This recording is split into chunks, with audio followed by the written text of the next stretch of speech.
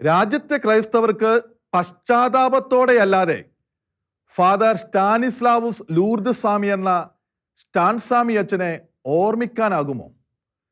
ചെയ്യാത്ത കുറ്റത്തിന് ആരോ ചമച്ച കള്ളത്തെളിവിന്റെ പേരിൽ 84-ാം വയസ്സിൽ അദ്ദേഹത്തിന് തടവറയിൽ മരണം വിധിച്ചത് ഭരണാധികാരികളുടെ ക്രൂരതയ്ക്കൊപ്പം ക്രൈസ്തവ സമൂഹത്തിന്റെ നിസ്സംഗത കൂടിയല്ലേ? ഖനി തൊഴിലാളികൾക്ക് വേണ്ടി പ്രവർത്തിച്ചതിന്റെ പേരിൽ അദ്ദേഹത്തെ ഇല്ലാതാക്കാൻ ആഗ്രഹിച്ചവരെ അറിയാതെയെങ്കിലും സഹായിച്ചത് ക്രൈസ്തവ സമൂഹത്തിന്റെ നിശബ്ദതയല്ലേ? ഈ മനസ്താപത്തോടെ മറ്റൊരു ചോദ്യം നമുക്ക് ചോദിക്കാം. ഫാദർ സ്റ്റാൻ സ്വാമിയും വിഴിഞ്ഞവും തമ്മിൽ എന്തു ബന്ധം? അതൊരു പരോക്ഷ വൈരുദ്ധാത്മക ബന്ധമാണ്. സ്റ്റാൻ സ്വാമി അച്ഛൻ നീതി പോരാളിയാകുമ്പോൾ വിഴിഞ്ഞത്ത് സമരത്തിൽ പങ്കെടുത്ത വൈദികർ കലാപകാരികളാകുന്ന വൈരുദ്ധാത്മകത.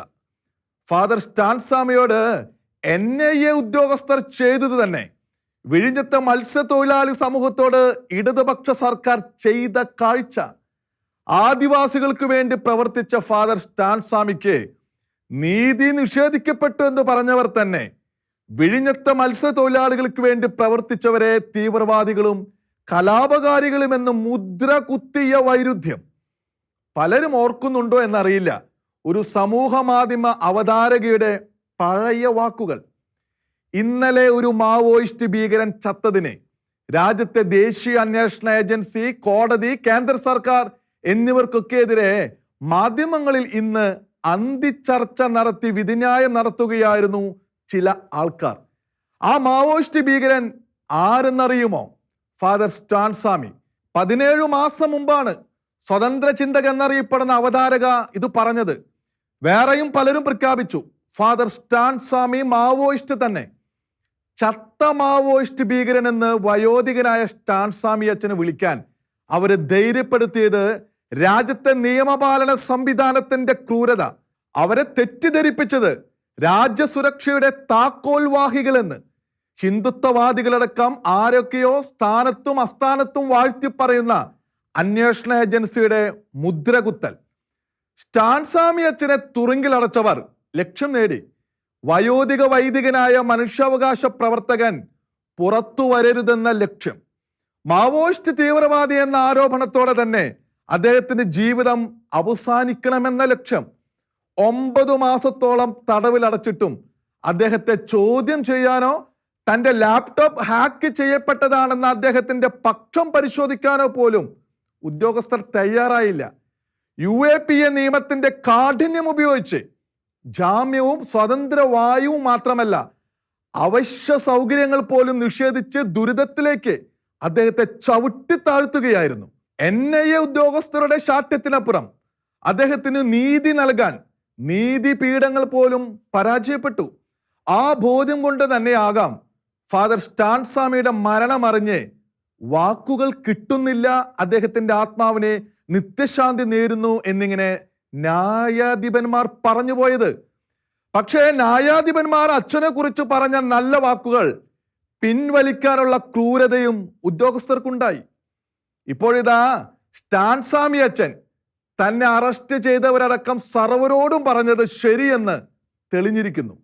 അദ്ദേഹത്തിന്റെ ലാപ്ടോപ്പ് ഹാക്ക് ചെയ്തവരാണ് മാവോയിസ്റ്റ് ബന്ധമുള്ള വിവരങ്ങൾ തിരികെ കയറ്റിയതെന്ന് വ്യക്തമാകുമ്പോൾ അന്വേഷണ ഏജൻസിയുടെ ക്രൂരതയ്ക്ക് എന്തു പരിഹാരമാണ് സാധ്യമാകുക? ചോദ്യം ഇവിടെ തീരുന്നില്ല. അച്ഛനെ കുടുക്കിയത് ആരെന്നും അതുമായി ഉദ്യോഗസ്ഥർക്കോ അധികാരികൾക്കോ പങ്കുണ്ടോ എന്നുകൂടി അറിഞ്ഞാലേ സത്യം പൂർണ്ണമാകൂ. സ്റ്റാൻ സ്വാമി അച്ഛൻ തിരിച്ചു വരില്ല. നീതിയും ദയയും നിഷേധിക്കപ്പെടുന്ന അനേകർക്ക് താൻ ആർക്കു വേണ്ടി ജീവസാക്ഷിയായോ അവർക്ക് അദ്ദേഹം മോചന ദ്രവ്യമായി മാറുമോ? ഉത്തരം പറയേണ്ടത് കാലമാണ്. എങ്കിലും പ്രത്യാശിക്കാം, സ്റ്റാൻ സ്വാമി അച്ഛന്റെ ജീവാർപ്പണം ഫലം പുറപ്പെടുവിക്ക തന്നെ ചെയ്യുമെന്ന്.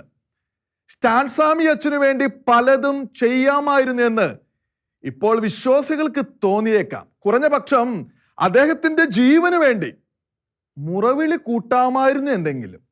ഈ ഘട്ടത്തിൽ മറ്റൊരു ചോദ്യം.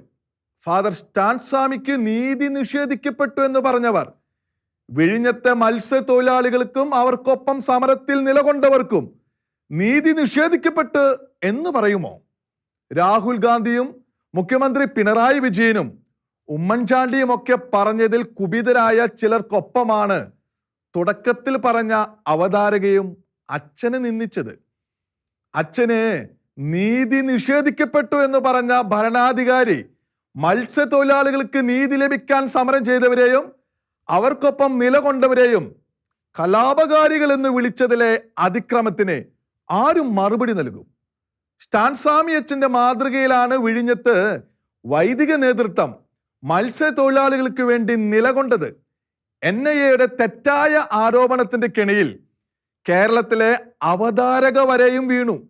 അതേ സ്ഥാനത്ത് വിഴിഞ്ഞം സമരത്തിനെതിരെ സംസ്ഥാന സർക്കാർ ഒരുക്കിയ പ്രചാരണ കെണിയിൽ സമൂഹത്തിലെ ഏറെ പേർ കുടുങ്ങി എന്നതാണ് മിച്ച സത്യം. പല ഘട്ടങ്ങളിലായി ഒരുക്കിയെടുത്ത് നടപ്പാക്കിയ മുദ്ര ചാർത്തൽ ഒടുവിൽ സ്റ്റാൻസ്വാമി അച്ഛന് NIA നൽകിയ തീവ്രവാദി മുദ്ര ഇടതു സർക്കാർ വിഴിഞ്ഞം സമരക്കാർക്കും സമ്മാനിച്ചു.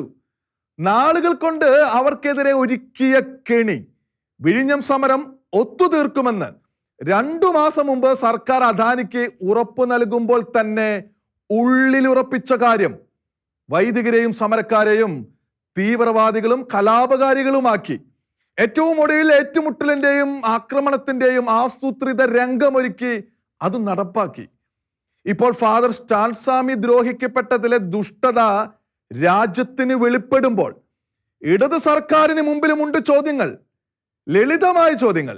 വിഴിഞ്ഞം സംഭവത്തിൽ സ്വന്തം മനസാക്ഷി പരിശോധിക്കാൻ സംസ്ഥാനത്തെ ഭരണാധികാരികൾ തയ്യാറാകുമോ? സ്റ്റാൻസ്വാമി അച്ഛനെ തീവ്രവാദി എന്ന് മുദ്ര കുത്തിയ ചിലരുടെ പിന്തുണയോടെ മത്സ്യത്തൊഴിലാളി സമരത്തെ തകർത്തതിലെ വഞ്ചന തങ്ങളോടു തന്നെ സമ്മതിക്കുമോ?